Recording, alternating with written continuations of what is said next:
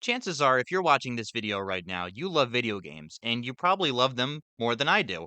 Well, it seems like as of late, we have been shown time and time again that the video game corporations that make the games that we love don't really love us back. What's up, everybody? It's Shadow Ninja here, and welcome back to Rage Quit. Now, we're not going to be talking about any specific game today or anything major, just a little, kind of podcast style video where I sit here and I talk to you about one of my passions, which is, you guessed it, video games. Since I was a little kid, I played video games all the time. I picked up my little PlayStation 2 controller and I played all of these different games, and I was exposed to so many different universes and worlds that I would never get exposed to if I didn't pick up the controller and play my little heart out. As you get older in life, sometimes you outgrow the hobbies that you've had when you were a kid, but not me. As I grew up, loved video games even more than I had when I was younger. As you get older, you start to also realize why things are the way they are when it comes to the industry. Why certain games get sequels, why games are priced at certain points, why some games get remastered versus others, and why the PlayStation 5 Pro is $700 fucking dollars.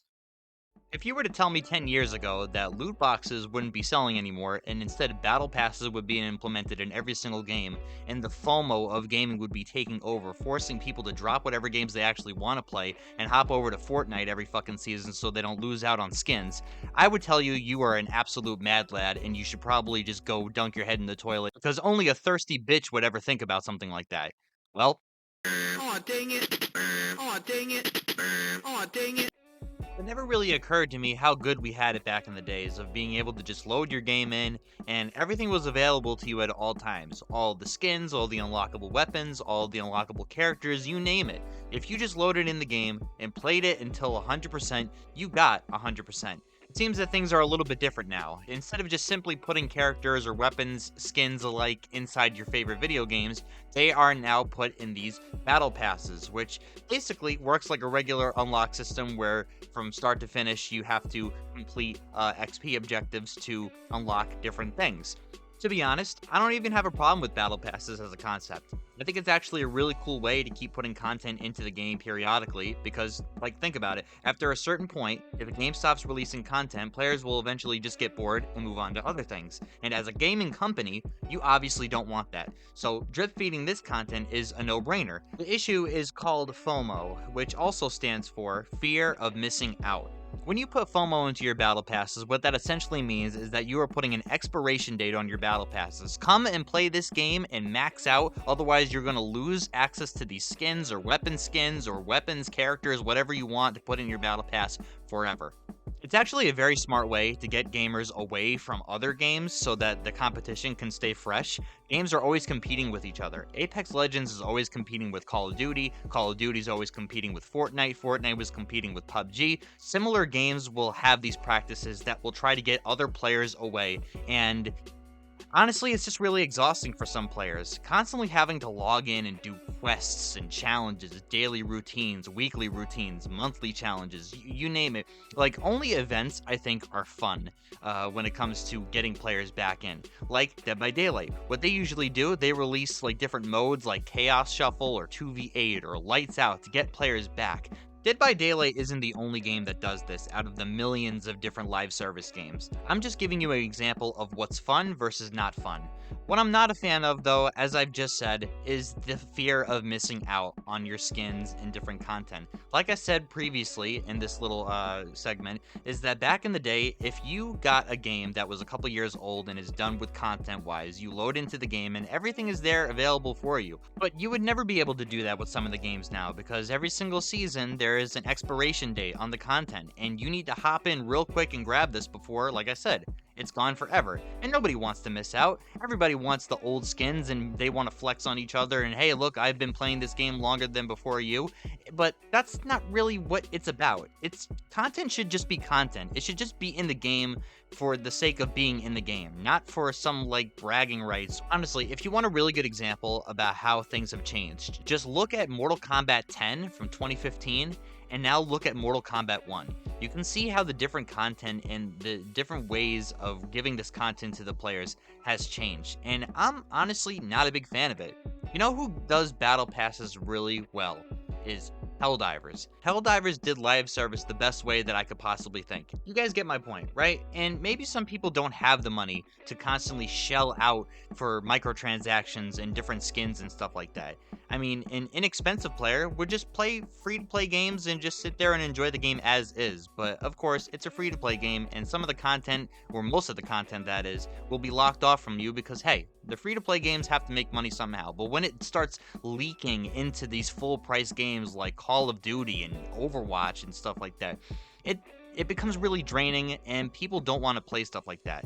Like I said, not everybody has $1 million to dish out for skins and different stuff. I mean, I've listed off a bunch of examples already about what you could possibly get in these games. This is going to segue into my next topic of discussion, which is the overpricing of games as a whole. Now, games back in the day, when I used to walk into a GameStop, I used to think that $40 for a game was too much. Now, some games can go up to $80, and if you want the exclusive editions that will give you limited time access, you're looking at $130 or so. Like, what the fuck happened, man? I get it. Inflation and games are a lot more advanced than they used to be back in the day, and they're a lot more expensive to make. I mean, just look at fucking Sony's Concord that cost like $300 million to make. And that game came out like fucking shit. Like, where did all that money go towards? But that's kind of where I'm getting at. Gamers want a very good investment on their money. And it takes a certain amount of trust between the gamer and the gaming company for the gamer to just willingly shell out $80 for a game that might not even turn out good anyway. I can't tell you how many times I've pre-ordered a game and without even looking at reviews or anything because I trust the company, I load in the game and it turns out to be absolute dog shit or just not for me, and I can't get a refund or get my money back or anything, so I just delete it or I put it on my shelf and never look at it again. It is an awful feeling, and it is a feeling that a lot of other gamers can sympathize with. This is why review channels such as Game Ranks Before You Buy or Angry Joe, this is why they're so popular, is because they give an honest review about what the game is like, the synopsis about what the game's about, if it's worth your money, the pros, the cons, that sort of thing.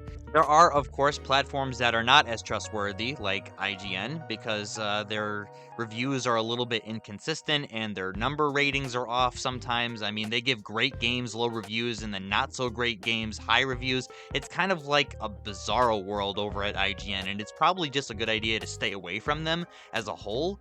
But you guys get what I'm talking about here. The average adult gamer doesn't have hundreds and hundreds and hundreds of dollars to spend on a new console or new games. They just want to go home and play a game that they really enjoy. They have responsibilities, they have bills, they have things to actually, real life stuff to use their money on. And it really sucks that their hobby has to suffer because corporations are just so greedy and want more and more and more. Give us more money for microtransactions. We need the $700 console to come out right now, brother. Doesn't that sound a little bit ridiculous when a couple years ago, back in the day when games were coming out, there were so many of them that were great. So many that are still highly regarded to this day. And I think that's also kind of why most games are getting like remastered or remade now, because people are just, they're tired of this new slop that keeps coming out. Every single Ubisoft game that I play is exactly the same. Every EA game that I play is filled to the brim with microtransactions. Activision keeps releasing the same game every single year and charging higher and higher prices for it. And Sony is now coming out with an $800 fucking console that doesn't even come with a stand. Like, what the hell is going on?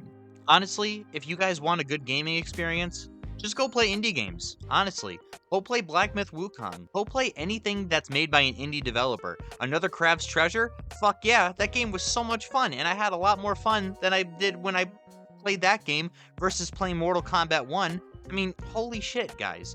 We are in an age of gaming now where the indie developers are taking over, and honestly, I'm all here for it. Indie developers have so much passion, and games like Lies of P have well exceeded expectations, and I can't wait for more of them to come out. But it honestly hurts my heart that the gaming industry is so hurt right now from all of this bullshit going on. Games look prettier than ever before, they look amazing, they just don't play amazing. I mean, this was kind of a lengthy video, guys. I apologize for just rambling on and going off the rails, but I'm really passionate about video games. Like I told you, I have been for a really long time, and I know there are so many of you out there who are just as passionate, or maybe even more than I am. But this is going to end this video, guys. I really hope that the video game industry as a whole can do better and recover, and we can go back to the golden age of gaming. But until then, I'm going to be very cautious about what games I play, and I think you guys should too, because we as gamers deserve a whole lot better than what's going on right now. Guys, I'm Shadow Ninja. Thank you all for watching, and I'll see you on the next one.